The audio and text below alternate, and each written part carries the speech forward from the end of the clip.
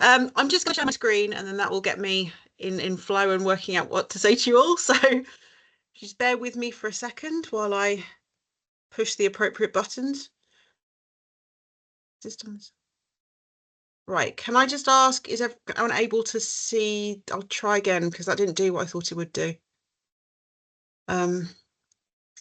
Stop sharing, if I can.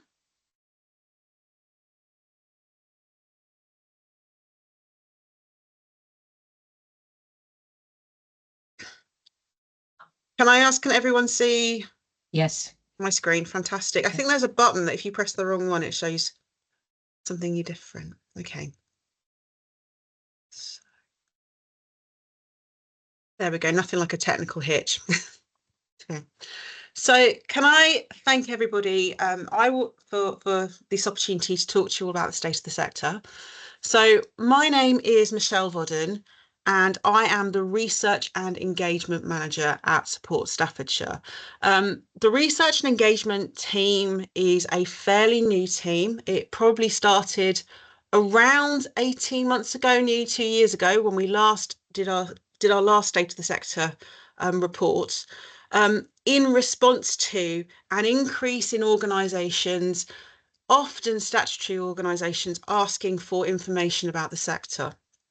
So we have been set up for the last couple of years, and we are doing research projects on all sorts of different topics, supporting things like the Trent Headwaters project that you've heard about, doing some interesting work with Staffordshire County Council, finding more information about our sector.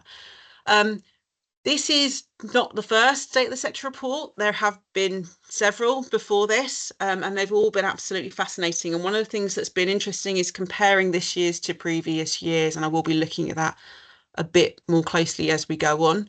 It is, however, the first year that the research team has taken it on, so I'm hoping that we live up to previous expectations. Just to let you all know, today I'm going to be sharing the key findings from this year's State of the Sector report. The actual report is going to be released over the next week or so, and I'm sure you will receive an email with a link to see the final report, but we thought it was important that you got to get a taster of it today. So Support Staffordshire has undertaken its VCSE State of the Sector survey for 2025. What that means is we are getting an overview of the issues and views of our members to get a picture of the voluntary, community and social enterprise sector in Staffordshire as it stands at the moment.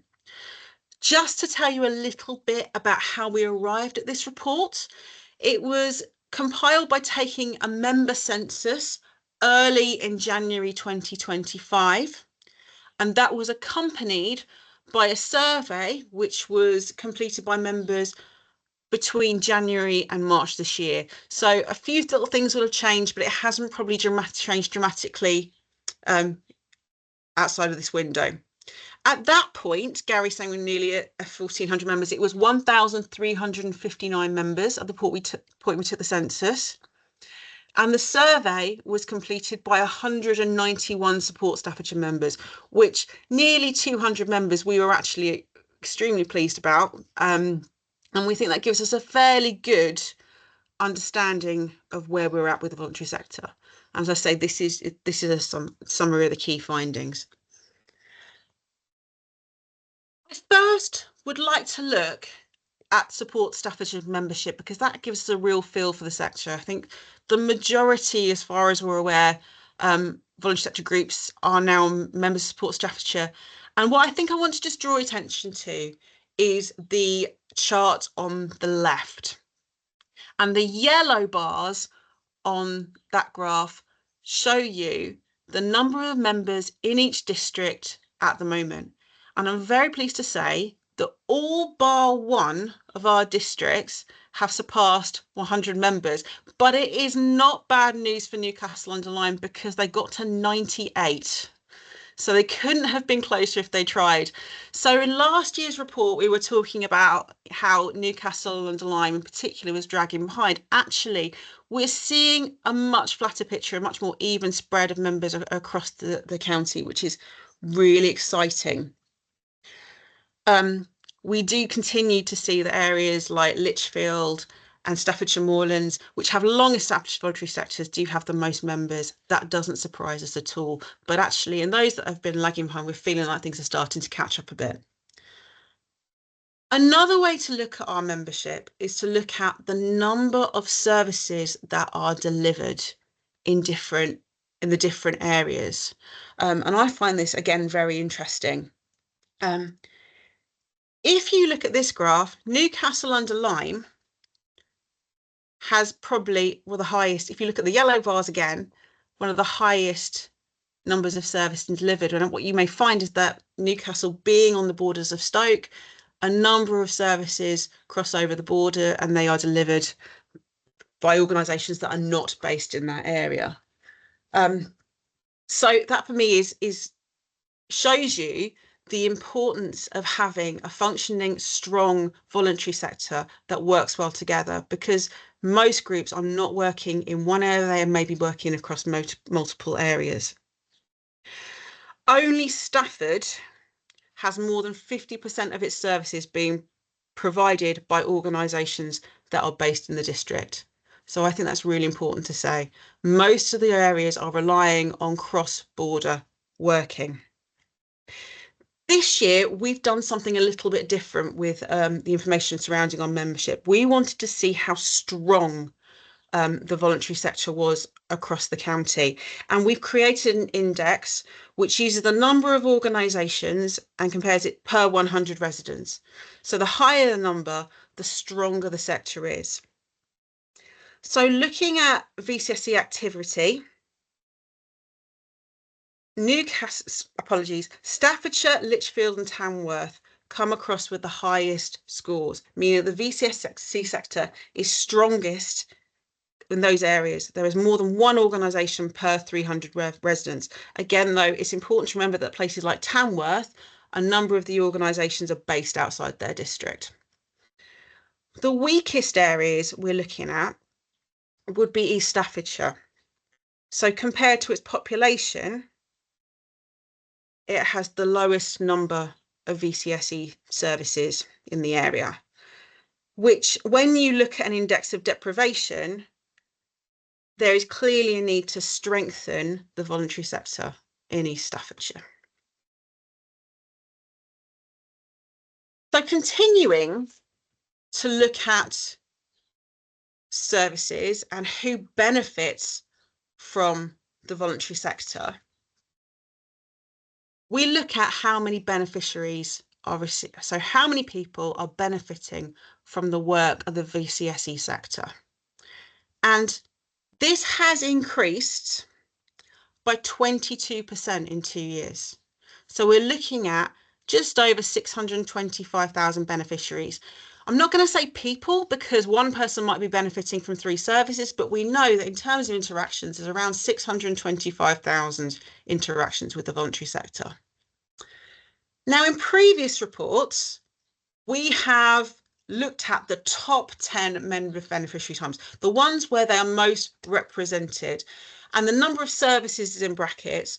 And I looked at last year's and I looked at this year's, and the top 10 haven't really changed very much. A few of the places have changed, but really we're still looking at children and young people coming up at the top, older people coming third, and then a little bit of variation below that.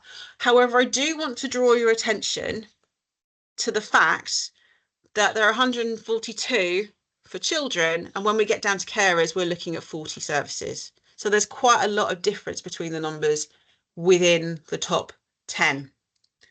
What we have done is look at the bottom half of the table, because we actually found that a lot more interesting. When we started to look at the bottom half of the table, we were seeing that groups that we would probably consider to be some of the most vulnerable in society are served by 10 or less services across the county. We don't know whether or not these are open to everybody in the county, or whether they're restricted by district or referral, or there are other restrictions. But we know that groups that are supporting offenders, housing support, victims of abuse, they are people who probably needing the most support.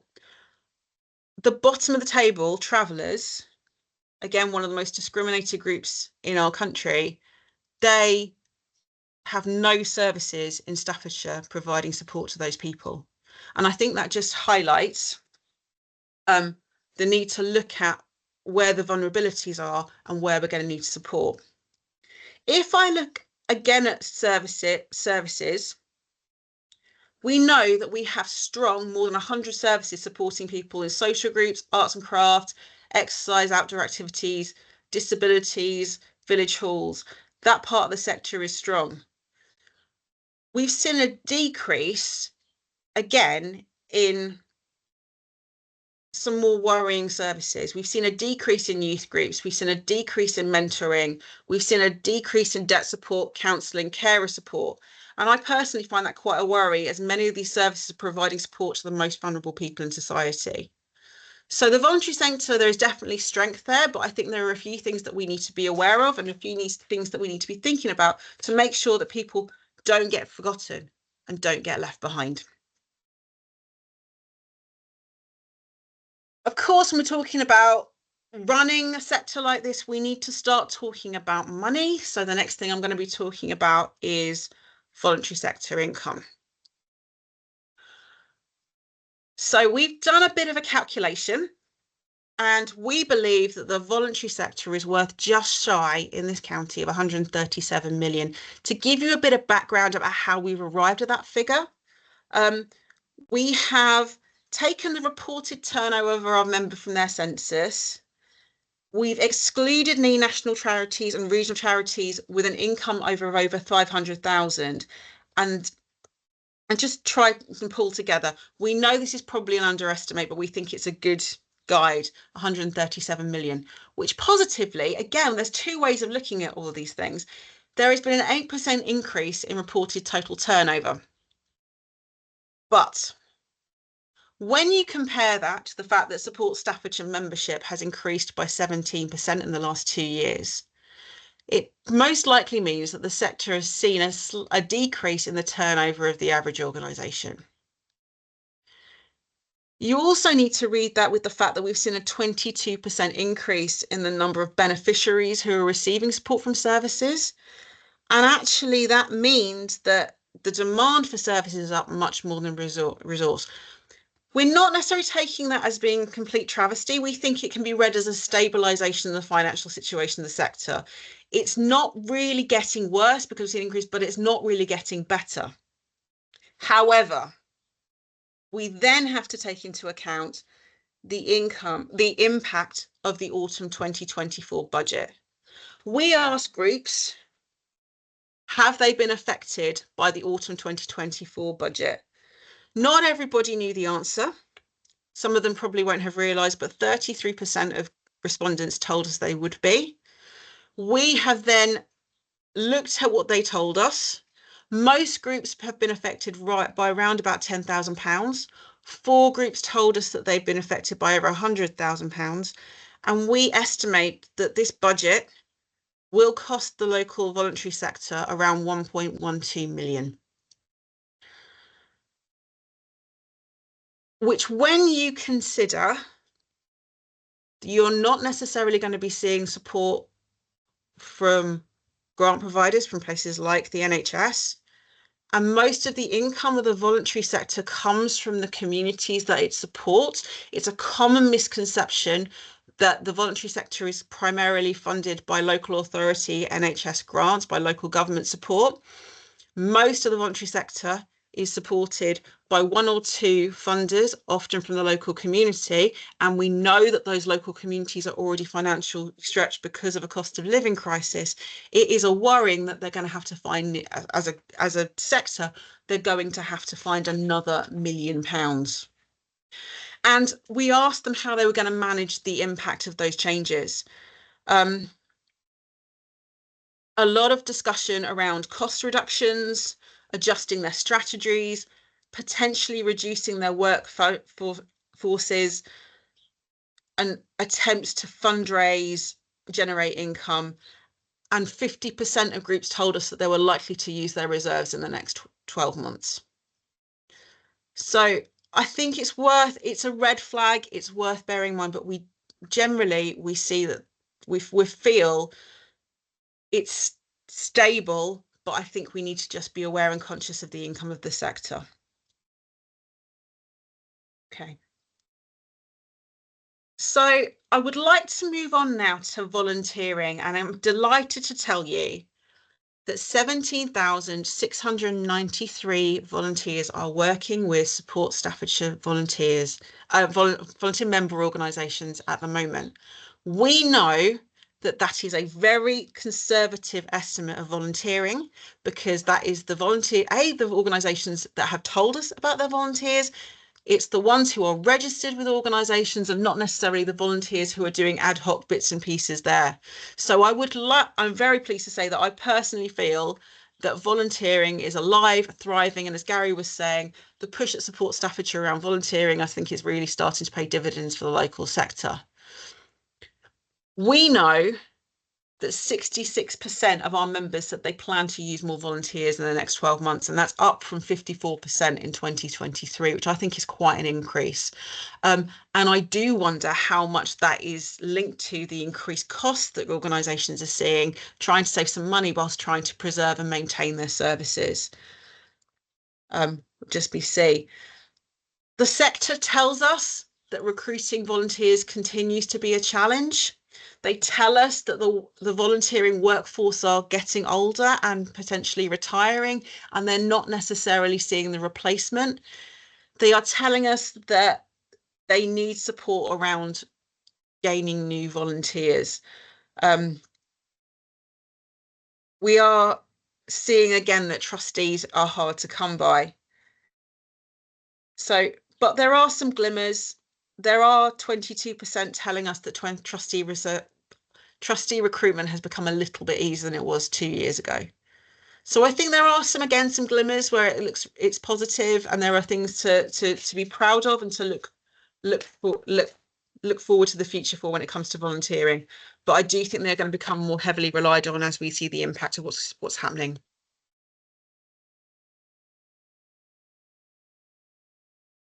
We also like to ask through our State of the Sector survey about partnerships. And when we talk about partnerships and relationships between those partnerships, we're talking about relationships between the voluntary sector, relationships with the local councils, and relationships with the NHS. I'd like to begin talking about relationships between voluntary sector groups. As you can see from the purple column on the left-hand chart, nearly 60% of VCSE groups rate their relationships between voluntary groups as positive. For me, that says the voluntary sector is working well together. There are good relationships, there's trust there. So I think that's something, again, to celebrate and to be really proud of. When we look at councils, the picture is a little bit more interesting. In previous years, we'd asked just about relationships with councils, but this year we decided to do a little bit more of a deep dive to look at the different levels of government and to see if there is any variation. So broadly, if you take councils as a whole, there isn't a lot of variation in how they're seen. So most of them sit around the 40% positive and around about the 13% negative overall, if you take it overall. When you start to dig down and look at local councils, the picture is a little bit different. Now, there is a bit of a caveat on this, because when you take a number and you do have a high number of people telling us that they don't know about their relationship, we are talking about very, very small numbers here. But you start to see that some councils are working more positively with voluntary sector than others. So places like Lichfield and Staffordshire Moorlands, believe I'm right there, yeah, just double checking myself, have reasonably high positive rates. But we also see some fairly high negative rates. I'm not going to necessarily name and shame councils because I don't think it's fair. I don't think we have enough data to be able to sort of say these aren't doing particularly well. But what I would say is, from a council point of view, if you're getting negative feedback and you're seeing your local area on that chart, I think it's worth a reflection because that's the way it's perceived. So it's worth a perception. I think about how you can maybe potentially improve those relationships with your local voluntary sector. The last area I want to look at, which I think is a bit more interesting, is around the NHS. Again, there are a lot of people telling us they weren't sure or that it wasn't relevant to them, but there's a bit more of a mixed picture about the relationship of the voluntary sector with the NHS. And that rings true from what we know anecdotally as well. There are nearly 20, apologies. So nearly 25% of members report a positive relationship with the NHS, but equally 17% of them tell us that their relationship isn't good. We know that nearly 18% of our members are supporting NHS local pro-social prescribers, and nearly 15% of our members are supporting other NHS services. This figure hasn't really changed much over the last couple of years. Now, I just want to talk about another piece of work that I did a bit earlier in the year. It was a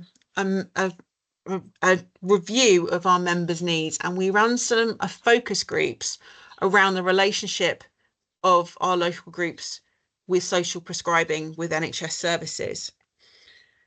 And generally, the voluntary groups were extremely positive about working with NHS staff in order to benefit their members.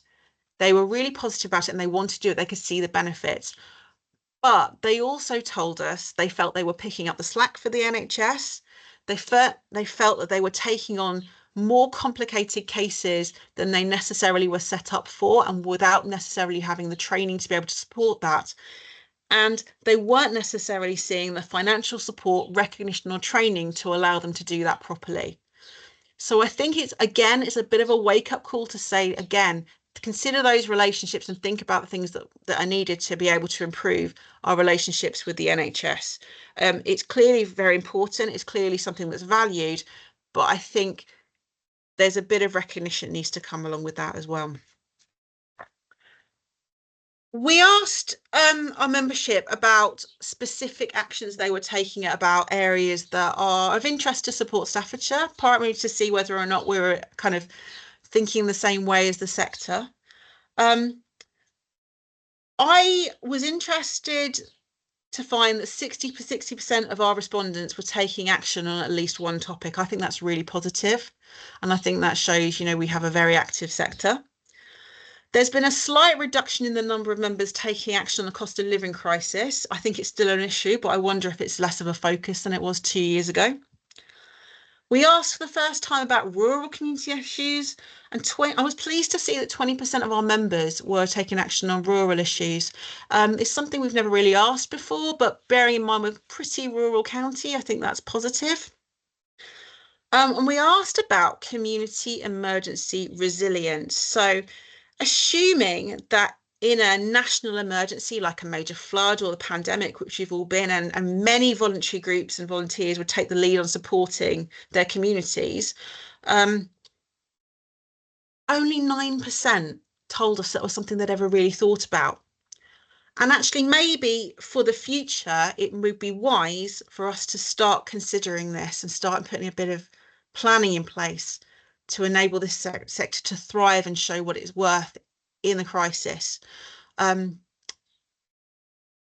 We were also a little bit disappointed to see that only 13% of our members were taking action on a climate emergency. I don't know whether that's because they all thought that they should be going out and doing litter picks or doing some major infrastructure work to build hydroelectric plants or something, but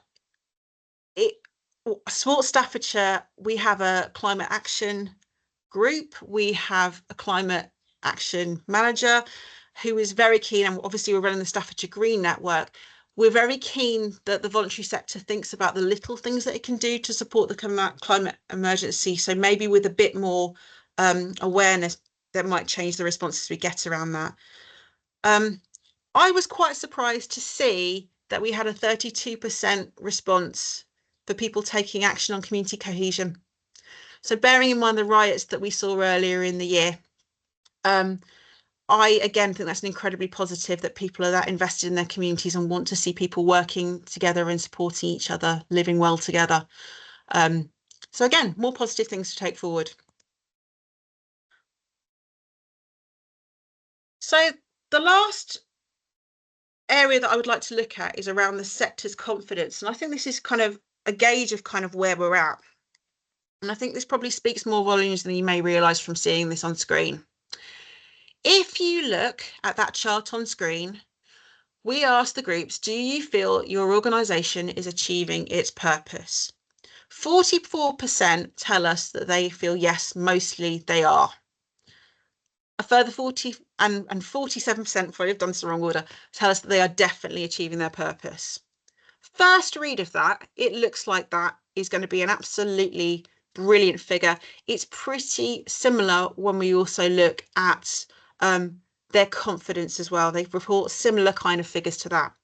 However, when you compare this to 2023, there has been a slight downward trend in the groups that are saying that they are definitely achieving their purpose and feeling really confident. That has moved into the mostly category, pretty much one into the other. So what that tells you is that there has actually been a slight downward trend on where we were 2 years ago in terms of their sense of confidence and their purpose. So things aren't necessarily bad, but they're not quite as good in terms of confidence and purpose as they were 2 years ago. And the last little bit I just wanted to highlight at the bottom for this section anyway. 50% of groups told us that they had no business continuity plans for significant disruption. Which, if we look at a group's confidence, understanding that you can go through a crisis, that you could survive if a fire happened, if you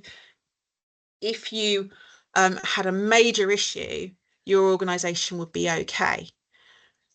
It's something that groups haven't thought about, but we've seen with Marks and Spencers in the last couple of weeks, this week, actually these things are really important with their loss of their data. I think there's a piece of work to be done around supporting the sector to become more resilient, just to help increase its confidence. So where do we stand? Where is the feel? Because I think it's a bit of I found it personally quite a confusing picture because things are okay. I think in a lot of ways we could say that things are okay. But I personally feel there's a bit of a change in mood and a change in tone for the sector. What do I mean by that? So 2 years ago, when we asked the question about what were the challenges, what things were happening, we had there was a lot of issues around cost of living at that time, and people were trying to keep going because they wanted to maintain their services, because they wanted to do service to their members. They wanted to feel like they were providing for their communities. In our kind of free-form text responses for this survey, the responses didn't really have that anymore. They had much more around, we need to fix our building. Things are getting that we need to change because we can't afford where we are anymore. Things are, we need to survive.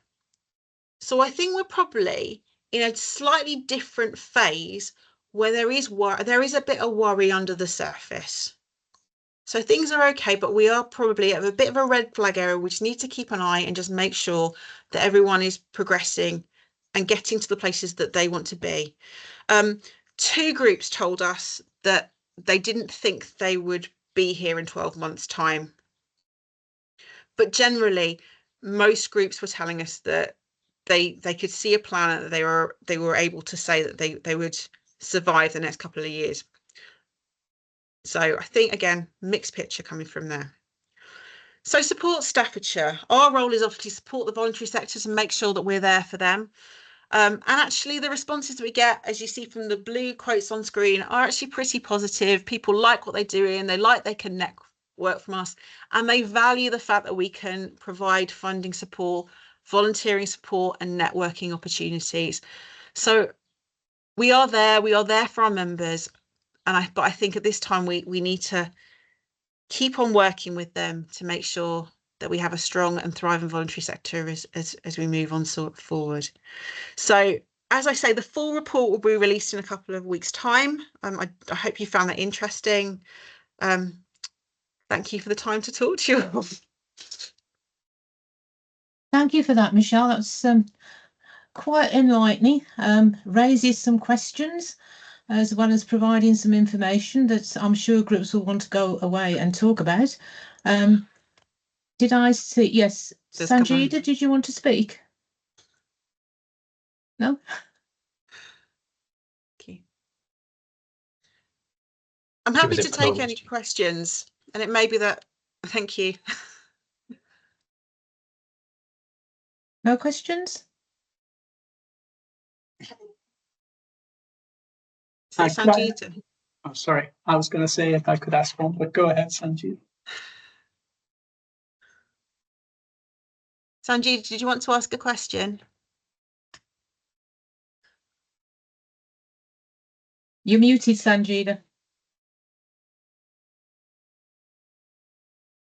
Oh. Sorry, I'm also sorry. I just lost the icon. Yeah, I couldn't find it. No, you know, the questionnaires, the respondents. Did you do analysis of kind of like which groups, how many replied? We do have that information. There is a certain amount of it that is in the final report, and that will come out. But again, if you'd like some more information, I can look into that for you. I wouldn't be able to have it off the top of my head today, but that would be fairly easy to work out. Thank you. Thanks. No problem. Thanks, Jan. I'm sorry. Thank you. And Paul, was there a question?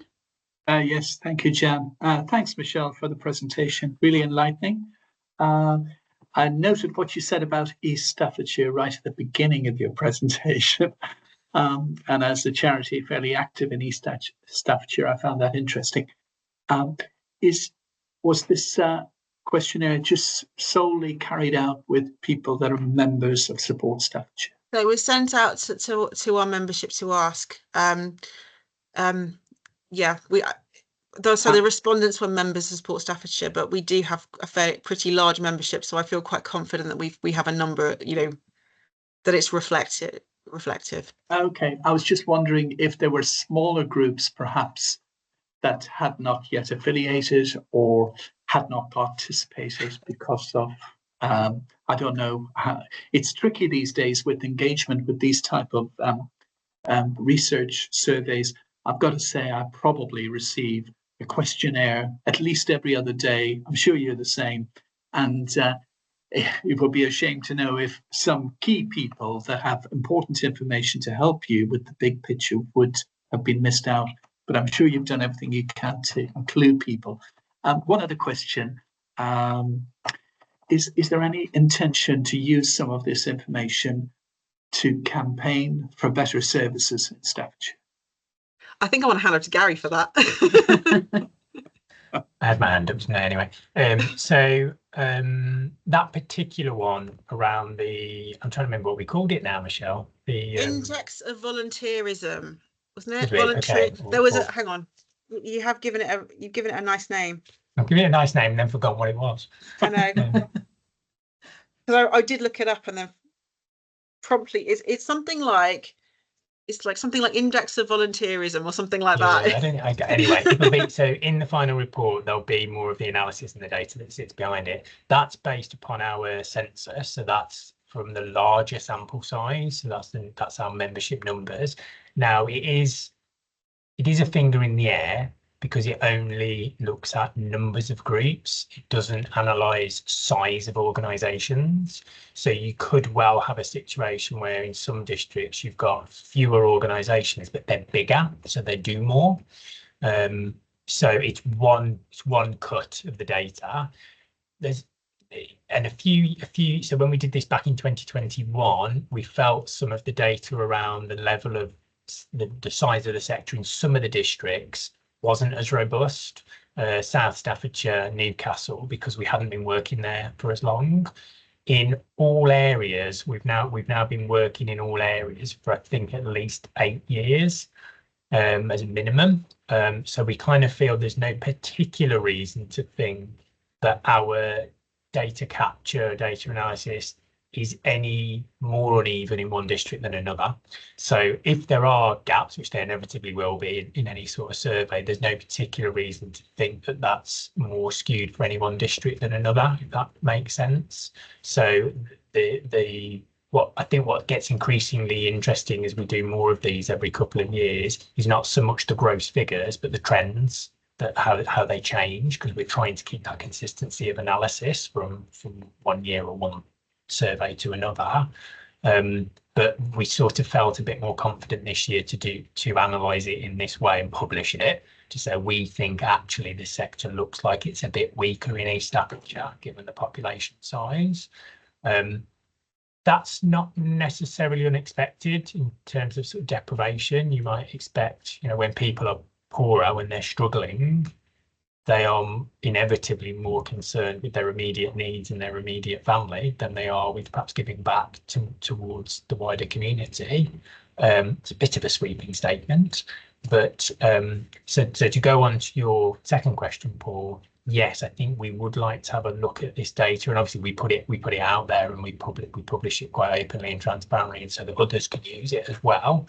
But that particular one about it looking as though East Staffordshire, and I would guess if we analysed it, it's probably Burton. It's probably not all of East Staffordshire. Looks like it probably needs more investment than other parts of the county. So I think we'd like to sort of have a conversation with Lottery about some of these findings, perhaps, to say how does this look compared to your investment in different parts of the county? Do you look like you're under investing in Burton, for example? Which I hope they would be open to that kind of conversation. Can I also just comment on the fact that we do obviously email everyone out with this, and we do promote it, and we do promote it through our social media channels and our Facebook channels. We also have some incredibly active locality teams who bring this up with their local members, and will often direct people that they think need to be heard to be able to complete these surveys. So it doesn't necessarily mean that we miss everybody, but I do feel confident that we have enough people on the ground who are saying do this, that we are getting more response. And we have seen an increase this year. Are there any other questions?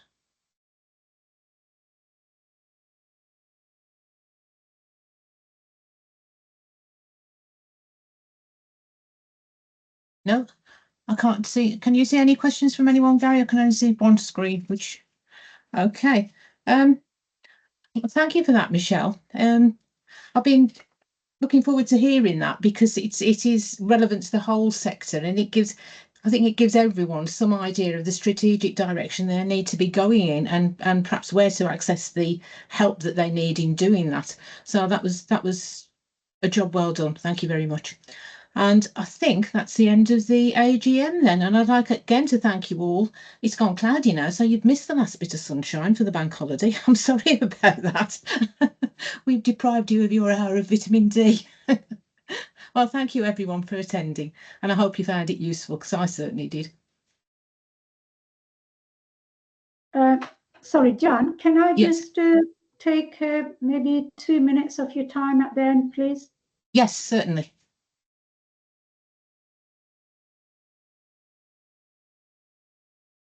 Everybody's enjoyed it so much.